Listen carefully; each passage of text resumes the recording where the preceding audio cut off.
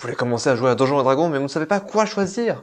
Envie de tester certaines armes tout en restant sauf si les choses se corsent? Alors peut-être devriez-vous jouer un guerrier. Bienvenue dans ce guide par un débutant pour un débutant.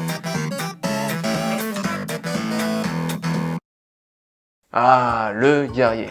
Une classe facile à prendre en main pour les nouveaux joueurs tout en proposant des options assez efficaces. Avec un D10 en points de vie et la capacité de se soigner dès le premier niveau, vous aurez tout le temps de vous familiariser avec les bases du jeu et de faire quelques erreurs sans trop de conséquences. Alors, quelles sont les caractéristiques d'un guerrier? Déjà, comme je l'ai dit, vous utilisez le D10 pour déterminer vos points de vie, ce qui veut dire que dès le niveau 1, vous avez 10 points de vie, plus votre modificateur de constitution. Ce qui veut dire qu'au niveau 1, vous commencez avec 10 points de vie, et à chaque prise de niveau, vous ajoutez un D10 supplémentaire. Selon le maître de jeu, soit vous ajoutez la valeur maximale, soit vous ajoutez une valeur fixe correspondant à la moyenne plus 1, ou alors vous roulez le dé et déterminez combien de points de vie vous ajoutez à votre maximum.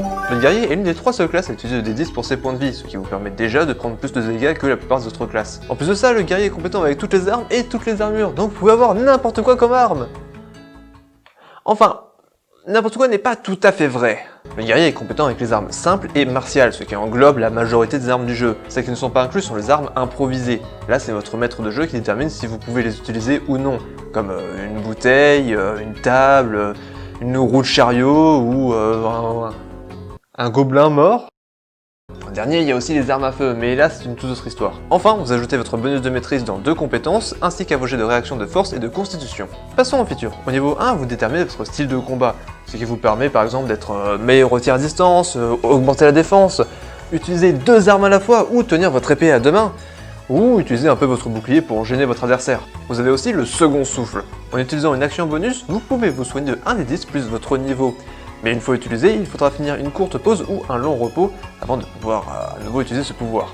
Le fait de pouvoir ajouter votre niveau plutôt que votre modificateur de constitution permet à ce pouvoir d'être très utile même à haut niveau.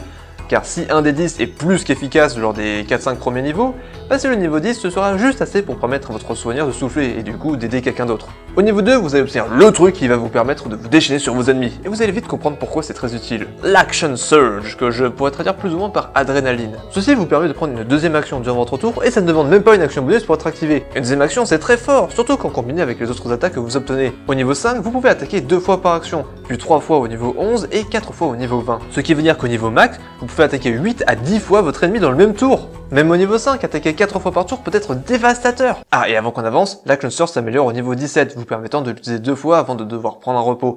Par contre, vous ne pouvez l'utiliser qu'une seule fois par tour. Au niveau 9, vous obtenez Indomptable. Lorsque vous échouez un jet de réaction, vous pouvez relancer votre dé. Vous pouvez utiliser cette feature 2 fois au niveau 13 et 3 fois au niveau 17. Mais dans tous les cas, une fois utilisé, il faudra finir un long repos. Enfin, vous choisissez votre archétype ou sous-classe au niveau 3 pour obtenir des bonus au niveau 3, 7, 10, 15 et 18. Parallèlement, vous pouvez améliorer vos stats ou choisir un feat au niveau 4, 6, 8, 12, 14, 16 et 19, ce qui est 2 de plus que les autres classes. Maintenant, intéressons-nous aux sous-classes. Ici, vous allez choisir vers quelle voie votre guerrier va se spécialiser. Il y a un total de 11 sous-classes pour le guerrier, mais honnêtement, je ne vais pas tout les détailler ici, donc je vous invite fortement à les lire par vous-même. Les 3 plus connus, ou du moins offerts dans les règles de base, sont le champion, le guerrier arcanique et le maître de combat. Le champion est définitivement le plus facile à jouer. Prenez tout ce dont on a parlé jusqu'ici, puis rajoutez-en un petit peu plus.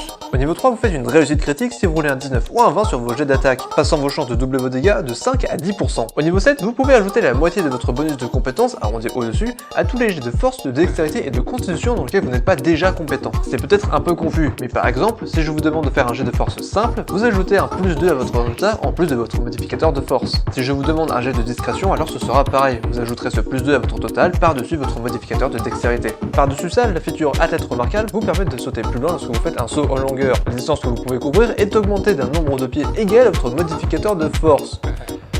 Ce qui est peu ouf. Dans la vraie vie, certes, sauter 30 cm plus loin, c'est énorme, mais mécaniquement parlant, cela veut dire qu'il vous faut soit un 17 ou un 18 pour sauter une case plus loin. C'est loin d'être impossible d'avoir ces stats pour un guerrier, mais c'est une feature qui me laisse quand même assez mitigé. Au niveau 10, vous pouvez choisir un deuxième style de combat. Au niveau 15, vos chances de faire une réussite critique augmentent encore.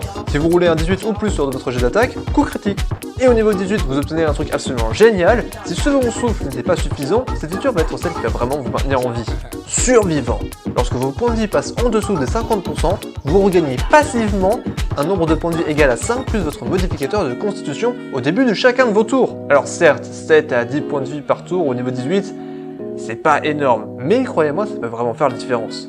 Le maître de combat par contre est beaucoup plus complexe à jouer, mais peut être intéressant si vous êtes fan de tactique. Vous obtenez 3 manœuvres au niveau 3, puis 2 de plus au niveau 7, 10 et 15.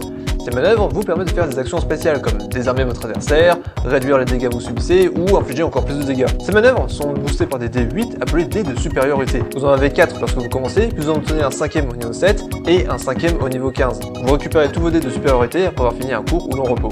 Aussi, les dés de supériorité deviennent des dés 10 au niveau 10 et des dés 12 au niveau 18. Alors peut-être un peu moins important à noter, mais vous devenez également compétent avec un set d'outils d'artisan de votre choix. Au niveau 7, vous devenez capable d'analyser votre adversaire. En passant 1 minute hors combat à l'analyser, vous pouvez déterminer si ses scores sont plus hauts, plus faibles ou égaux aux vôtres. Vous pouvez en choisir 2 parmi la force, la dextérité, la constitution, les points de vie, le niveau et la classe d'armure. Au niveau 15, si vous avez utilisé tous vos dés de supériorité, vous en regagnez à chaque fois que vous faites un jet d'initiative. Donc potentiellement, au milieu de combat, si l'initiative change, eh bien vous regagnez une manœuvre. Et le chevalier arcanique, ou Eldritch Knights, vous permet de lancer des sorts, mais de manière un peu plus limitée que les autres classes. Vous pouvez apprendre des sorts d'abjuration et d'évocation, mais ne pouvez pas apprendre des sorts au-delà du 5e niveau. Et si vous regardez cette table de magie, vous voyez que le potentiel magique augmente basiquement tous les 3 niveaux. Cependant, au niveau 8, 14 et 20, vous pouvez apprendre un sort de votre choix, sans être limité par l'évocation ou l'abjuration. Pour être plus clair, vous pouvez apprendre n'importe quel sort parmi les niveaux disponibles. Au niveau 3, vous obtenez le pouvoir de créer un lien magique entre vous et 2 de vos armes. Ce lien permet de téléporter votre arme dans votre main,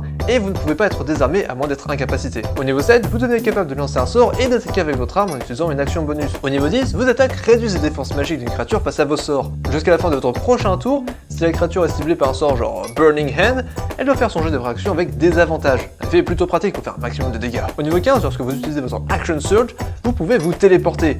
Alors vous avez le choix de le faire avant ou après votre nouvelle attaque, ce qui peut être pratique par exemple pour attaquer quelqu'un, se téléporter et attaquer quelqu'un d'autre qui pourrait être en train de s'enfuir, ou taper 2 fois l'ennemi, puis vous téléporter pour vous enfuir. Et enfin au niveau 18, votre feature niveau 7 est améliorée, c'est pas trop tôt.